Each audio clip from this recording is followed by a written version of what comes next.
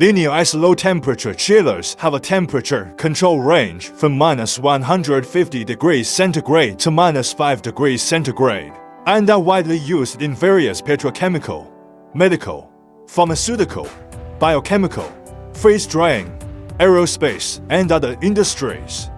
They use secondary supercooling technology to achieve rapid refrigeration and low refrigeration temperature.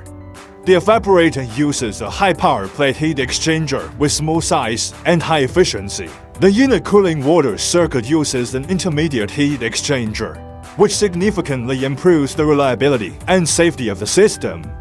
The fully enclosed design does not absorb water during low-temperature operation, ensuring the purity of the cold heat transfer medium, preventing ice crystals, and increasing the life of the heat transfer fluid. The touchscreen display, PLC control, and automatic control operation are used, with functions such as temperature curve display, temperature record U-disk export, and fault alarm record.